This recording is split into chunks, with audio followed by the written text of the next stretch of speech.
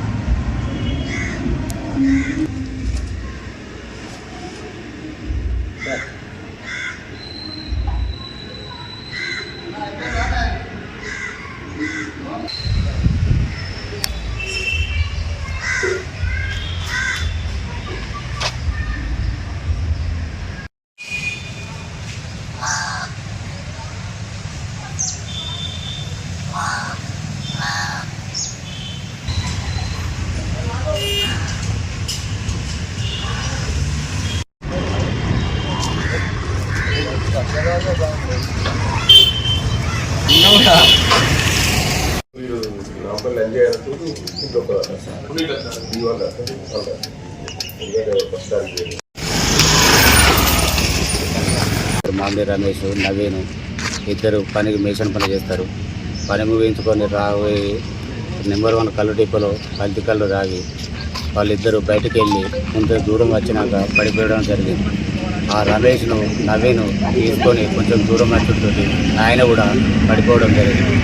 వాళ్ళిద్దరికి తీసుకొచ్చి వాళ్ళ తమ్ముని ఫోన్ చెప్తే ఆ పిల్లవాడు తీసుకొచ్చి హాస్పిటల్లో జాయిన్ చేశారు.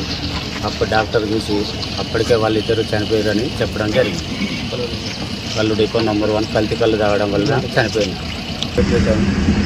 ఇట్లనే ఇంకో 3 నలుగురు చనిపోవడం జరిగింది. ఈ కల్తీ కళ్ళు అమ్మడం వల్ల ప్రాణాలతో చెలగాటమాడుతున్నారు. ఈ కళ్ళు డిపోను తక్షణమే తీసివేయాలని కోరుచున్నాం. ఇలాంటి ప్రాణహాని ఎవరికి జరగద్దని మేము కోరుకుంటున్నాం.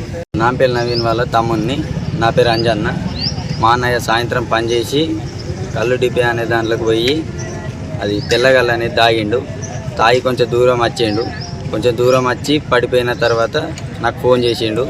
నేను పోయిన తర్వాత నా చేతిలో మా అన్న ప్రాణం పోయింది. అన్నతో పాటు ఇంకొక వ్యక్తిది కూడా ఆయన కూడా తాగిండు, ఆయనది కూడా పోయింది. చనిపోయిన కారణానికి ఆ తెల్లగల్లు వల్లే. ఆ తెల్లగల్లు తాగద్దని కోరుకుంటున్నాను. ఆ తర్వాత హాస్పిటల్ తీసుకొచ్చినాం.